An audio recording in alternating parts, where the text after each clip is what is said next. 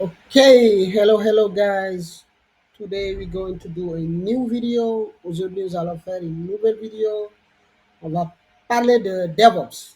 On va faire un lab qui consiste à déployer une application sur un flux de EC2 instances à l'aide de code deploy.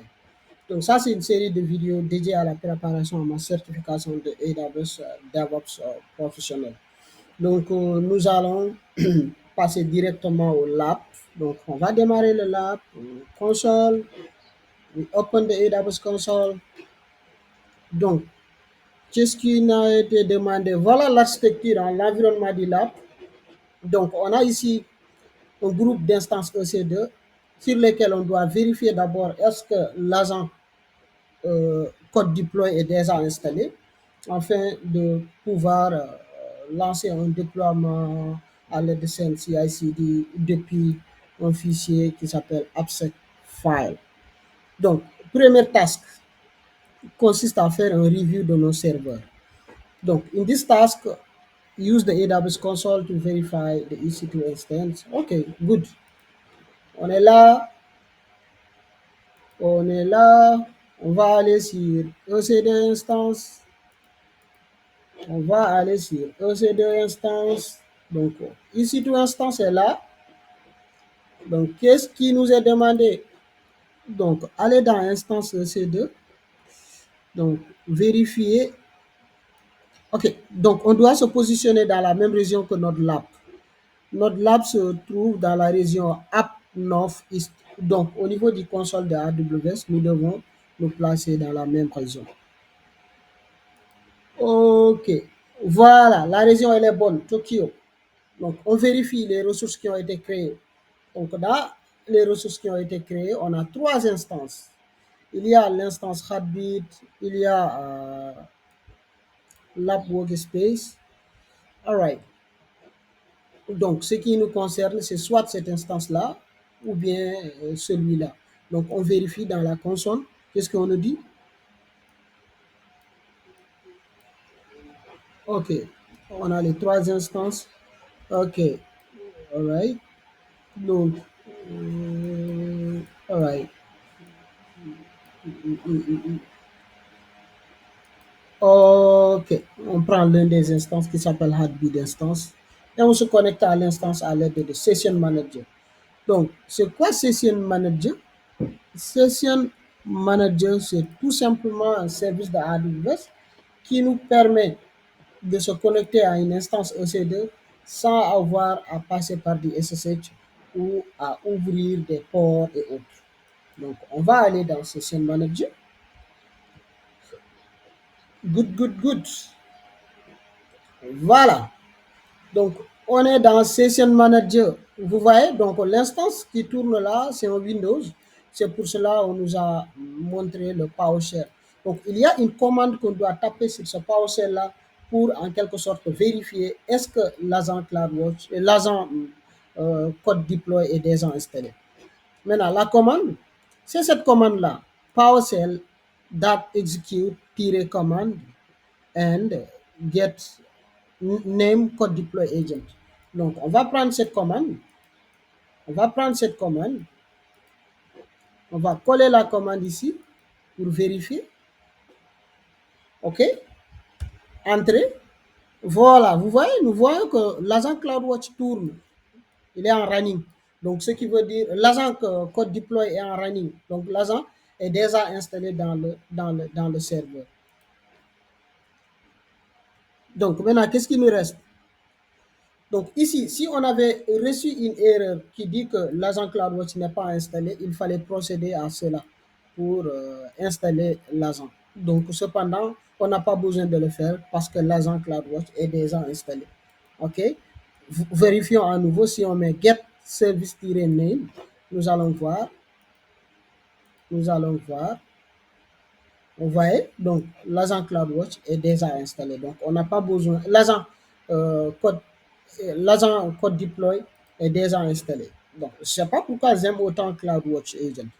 Donc l'autre chose aussi, c'est de vérifier les permissions. On doit vérifier est-ce que code deploy a des permissions suffisantes pour pouvoir lancer des tasks. Donc, qu'est-ce qu'on doit faire? On doit aller dans le service IAM, Identity and Access Management. Identity and Access Management, c'est un service dans lequel on crée des rôles, on crée des permissions. OK? Et on va chercher ce rôle-là. Code deploy, code deploy service role. Donc, on va ici aller dans IAM. J'écris IAM dans la barre de recherche. Alright? Et je vais aller dans les rôles. Donc, c'est quoi un rôle? Un rôle, c'est tout simplement une permission écrite en JSON ou en YAML où on autorise une action ou on interdit des actions. Donc, le rôle qui nous intéresse, c'est celui-là. Ouais, le rôle, il est là. Par exemple, lorsque j'affiche le rôle, vous voyez, le rôle, il est là. Dans ce rôle, on a quoi? Vous voyez, on a version, statement, effect, allow pour dire qu'on autorise. Qu'est-ce qu'on autorise? C'est cette suite d'actions-là. Autoscaling, complete lifecycle, delayed lifecycle loop, etc. Donc, il y a quelques séries d'actions qui sont autorisées par le CloudWatch Agent. OK, good. La permission, elle est présente. Maintenant, task 2 consiste à créer le code deploy application et le groupe de déploiement. Donc, pour cela, on doit aller dans code deploy, on crée notre application et le groupe de déploiement de notre application. Donc là, toujours comme on a l'habitude de le faire, si vous voulez rechercher un service d'AWS, vous avez la possibilité d'aller dans la catégorie de ce service ou bien directement dans la barre de recherche, mettre le nom du service. Par exemple, nous, on a besoin de code deploy, on a mis code deploy et code deploy est là. Donc, regardons. Si code deploy vient, nous allons voir les propriétés qui se trouvent au niveau de code deploy. On va pouvoir créer notre groupe deployment et notre application, ainsi de suite. Donc, qu'est-ce qu'il nous dit? Il nous dit, une fois qu'on est ici, on est code deploy, d'accord? On s'assure toujours d'être dans la bonne région. Donc, on est dans quelle région? Tokyo. Donc, on est dans la bonne région. Maintenant, on va aller dans code deploy au niveau de l'application et créer une application et donner le nom à l'application. L'application va s'appeler Heartbeat Production App. Donc, on copie et on vient ici. All right? Donc, application est là. On clique sur application. On crée une application. Donc, on donne un nom à l'application et on doit choisir une plateforme. D'accord? Donc, code deploy peut tourner, peut déployer une application sur EC2 et aussi sur site. Il peut déployer sur Lambda, il peut déployer aussi sur ECS, Elastic Container Service. Mais nous, dans notre lab, on va déployer sur EC2. OK? Donc, on va aller déployer ça sur EC2. Donc, on choisit EC2 et sur site. OK? Donc, on crée l'application. Vous voyez? Donc, on a créé l'application. Maintenant, on doit créer ce qu'on appelle un groupe de déploiement. OK? OK, groupe de déploiement. Donc, à l'intérieur de l'application, on doit créer un groupe groupe de déploiement qui s'appelle Heartbeat Production. Donc, on copie et là, on va aller ici. All right? On appuie ici, créer un groupe de déploiement. OK? On donne un nom au groupe. Maintenant, vous vous souvenez du rôle qu'on avait vérifié? C'est ce rôle-là qui va permettre à code deploy d'avoir suffisamment de permissions. Donc, on crée et on descend. Donc, un type de déploiement, on a deux types de déploiement. On peut faire du in-place deployment, on peut faire aussi du blue-green. Donc, on va venir sur ça ultérieurement. Donc, mais ici, dans notre application, qu'est-ce qu'on nous demande? On nous demande de rester sur in-place. D'accord, le déploiement in-place. On va rester sur le déploiement. WhatsApp audio.